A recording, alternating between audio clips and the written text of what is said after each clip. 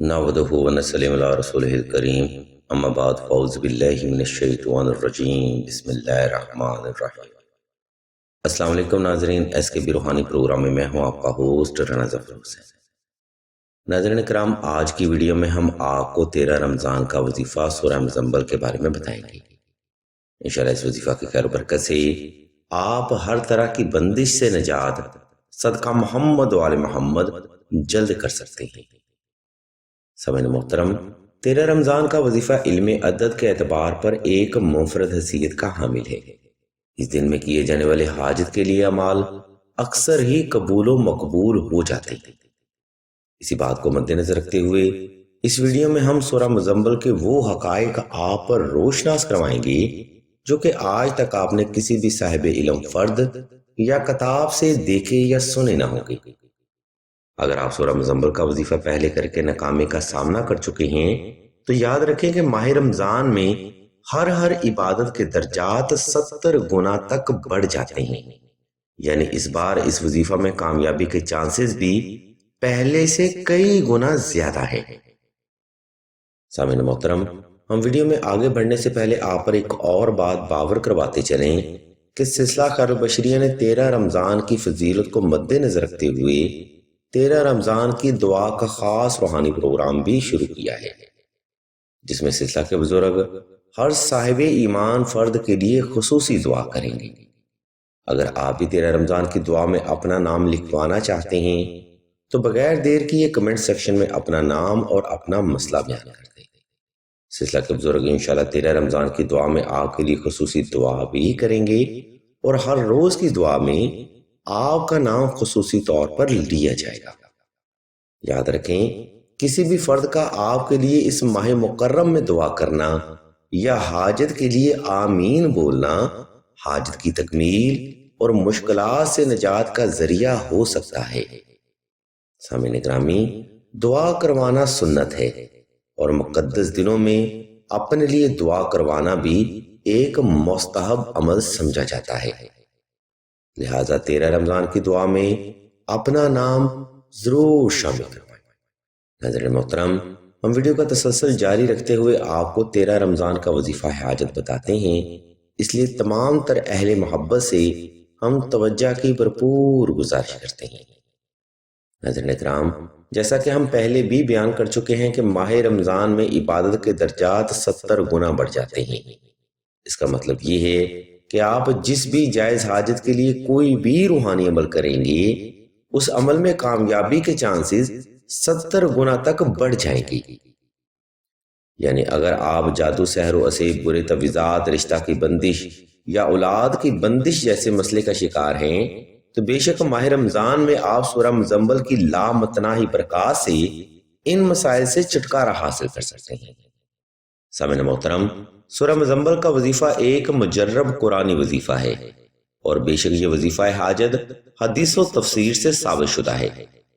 اگر آپ بھی رشتہ کی بندش یا اولاد کی بندش جیسے مسائل کا شکار ہیں تو 13 رمضان کا وظیفہ آپ کو حیران کن نتائج فراہم کرے گا۔ اس لیے تمام تر سننے والے افراد سے ہم توجہ کی بھرپور گزارش کرتے ہیں۔ ناظرین محترم، 13 رمضان کا وظیفہ کرنے کے لیے آپ نے درجہ ذیل ترتیب پر عمل لازمی کرنا ہے تاکہ اس ایک دن کے وظیفہ کے فوائد و فضائل آپ طویل المدت حاصل کر سکیں۔ مثال کے طور پر 13 رمضان کا وظیفہ کرنے کے لیے سائل نے سب سے پہلے 2 رکعت صلاۃ الحاجت نفل ادا کرنے ہیں۔ یہ نوافل ناظرین محترم آپ نے خاص تنہائی میں ادا کرنے ہیں اور اپنی جائز حاجت کو مد نظر رکھتے ہوئے ہی ادا کرنے ہیں۔ ان نوافل کی پہلی رکعت میں آپ نے 21 بار سورہ اخلاص کا اضافہ کرنا ہے اور دوسری رکعت میں آپ نے 21 بار سورہ الکوثر کی تلاوت کرنی ہے۔ سامعین گرامی، نوافل کی یہ ترتیب 13 رمضان کے نوافل کی ہے جو کہ اولیاء اللہ کی روایات سے ثابت ہے۔ ان نوافل کو ناظرین محترم آپ نے 12 رمضان کی افطاری کے بعد کسی بھی وقت ادا کر سکتے ہیں۔ نمبر 2، ان نوافل کو ادا کرنے کے بعد آپ نے حسب توفیق صدقہ بھی صاحب ضرورت کو لازمی تقسیم کرنا ہے۔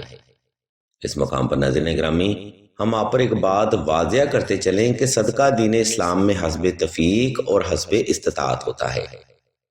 اس لیے صدقہ دیتے وقت اگر آپ کے پاس جیب میں گنجائش زیادہ ہو تو کوشش کریں کہ صدقہ حسب تفیق کچا راشن کی شکل میں ادا کیا جائے، اور اگر آپ کے پاس جیب میں گنجائش کم ہو تو آپ چند گرام چینی یا چند گرام شکر بھی صدقہ کر سکتے ہیں۔ نمبر 3، 13 رمضان کا وظیفہ آپ مکمل تنہائی میں کریں تاکہ آپ کی توجہ پل بھر بھی اپنے مقصد سے غافل نہ ہونے پائے۔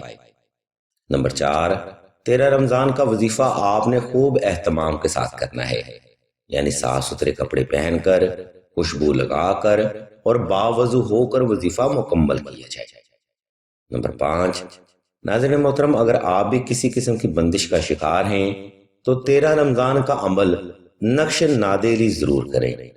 انشاءاللہ اس عمل کی خیر و برکت سے آپ پرانی سے پرانے رشتہ کی بندش، شادی میں رکاوٹ اور اولاد کی بندش سے نجات پائیں گے۔ سامعین محترم، یہ وہ بنیادی محرکات ہیں جن پر عمل کرتے ہوئے آپ 13 رمضان کے وظیفہ سے طویل المدت فیض حاصل کر سکتے ہیں، جن کو اکثر بہنیں ہی نظر انداز کر دیتی ہیں۔ اس وضاحت کے بعد اب ہم آپ کو 13 رمضان کا وظیفہ حاجت بتائیں گے، اس لیے تمام تر سننے والے افراد سے ہم توجہ کی بھرپور گزارش کریں گے۔ سامعین محترم، اوپر بیان کردہ ترتیب پر عمل کرتے ہوئے آپ نے کسی بھی وقت کسی بھی مقام پر تنہائی کا خاص انتظام کر کے سورہ مزمل پاس رکھ لینی ہے۔ اس کے بعد آپ نے نوافل صلاۃ الحاجت ادا کر کے جائے نماز پر آلتی پالتی کی حالت میں بیٹھ جانا ہے۔ اس مقام پر سامعین محترم، آپ نے چند ایک سیکنڈ وقفہ لازمی کرنا ہے تاکہ آپ کا وجود اور دل کی دھڑکن نارمل ہو سکے۔ جب آپ حالت سکون میں آ جائیں تب آپ نے بسم اللہ شریف سے سورہ مزمل کا وظیفہ شروع کرنا ہے، اور سورہ مزمل کے ہر لفظ کو تلاوت کرتے ہوئے آپ نے اپنی جائز حاجت کو گمان کرنا ہے۔ اس لیے آپ نے سورہ مزمل کی تلاوت آہستہ آہستہ، توجہ سے، محبت سے اور اپنی جائز حاجت کو گمان کرتے ہوئے ہی کرنی ہے۔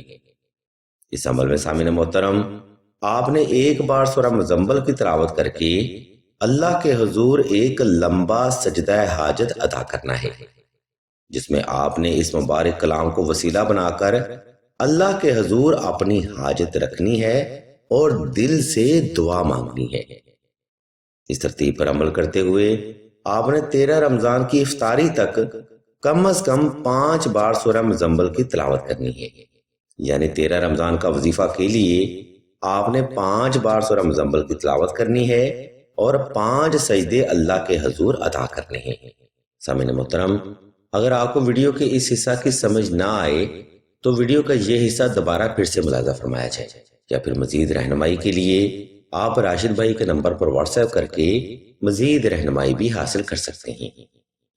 سامعین محترم، اہل علم بیان کرتے ہیں کہ اس سجدہ میں آپ اللہ کے حضور جو بھی دعا یا جو بھی حاجت رکھیں گے وہ حاجت یا دعا صدقہ محمد و آل محمد ضرور قبول ہو۔ سامعین محترم، مستند روایات سے ثابت ہے کہ سجدہ میں کی گئی دعا اللہ کے حضور جلد قبول و مقبول ہوتی ہے۔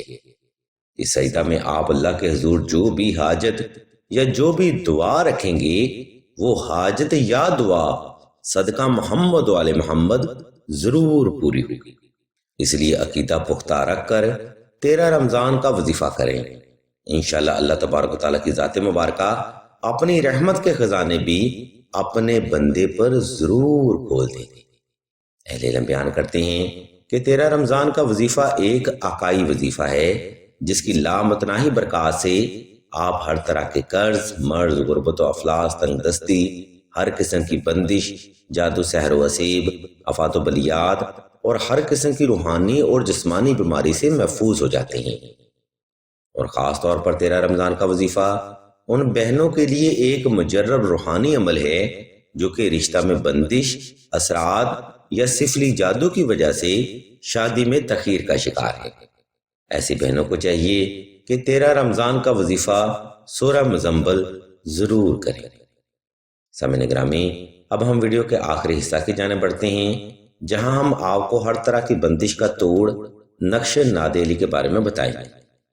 سامعین محترم، جیسا کہ ہم اوپر بھی بیان کر چکے ہیں کہ ماہ رمضان میں ہر طرح کے عمل میں کامیابی کے چانسز 70 گنا بڑھ جاتے ہیں۔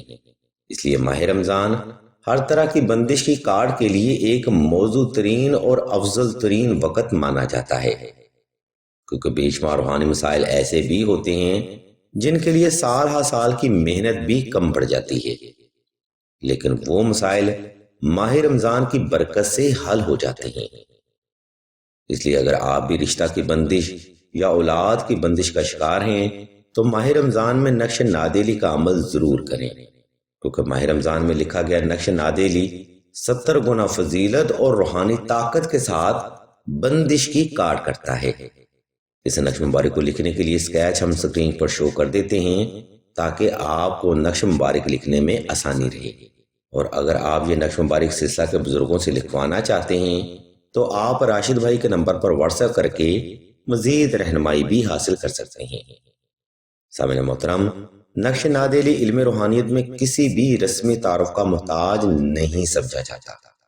اس نقش مبارک کی برکت سے بے شمار اہل ایمان فیض حاصل کر چکے ہیں۔